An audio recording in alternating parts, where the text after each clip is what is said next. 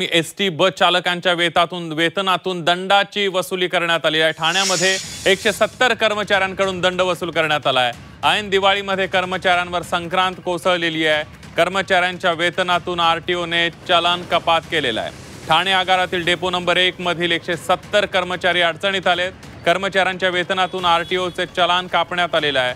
4012 रुपये वेतनातून वसूल करण्यात आलेली आहेत। एसटी गाडी तांत्रिक बिघाड तसंच मुंबई पुणे हायवेवर स्पीड लिमिट बाबत चालकांना अंदाज येत नाहीये, याचा फटका चालकांना बसतोय।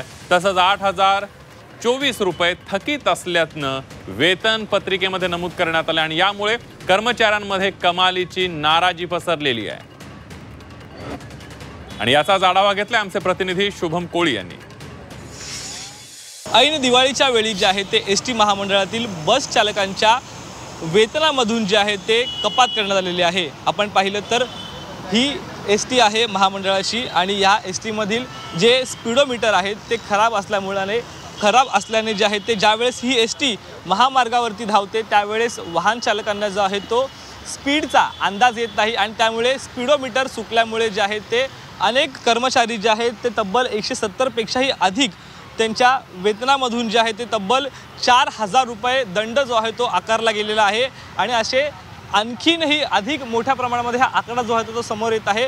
ठाण्यातील खोपट बस डेपो हे आहे आणि याच बस डेपोमधून जे आहे ते तब्बल 170 पेक्षाही अधिक कर्मचाऱ्यांच्या वेतनामधून जे आहेत ते ही वसुली सध्या आकारण्यामध्ये आलेली आहे। पाहिलं तर जे स्पीडोमीटर पूर्णपणे खराब असल्यामुळे जे आहेत हे संपूर्ण घटना ज्या आहेत त्या वारंवार होत आहेत। एक परिपत्रक देखील काढलं होतं, त्यामध्ये जे वसुली आकारण्यात येते त्यामध्ये स्थगिती द्यावी असं देखील सांगण्यात आलं होतं, परंतु ऐन दिवाळीच्या वेळी जे आहे ते कुठेतरी ह्या स्थगिती दिल्या नसल्याचं बोललं जात आहे आणि थेट जे कर्मचारी आहेत त्यांच्या वेतनामधून तब्बल 4000 रुपयांचा दंड जो आहे तो वसूल केलेला गेलेला आहे। या गोष्टीवरती सध्या निर्णय प्रक्रिया सुरू आहे, परंतु अशाच प्रकारचा दंड आकारण्यात येत असला तर ऐन दिवाळीच्या वेळी जे आहे ते चालकांच्या खिशाला मोठी कात्री एकंदरीत बसू शकते। शुभम कोळी, झी मीडिया, ठाणे।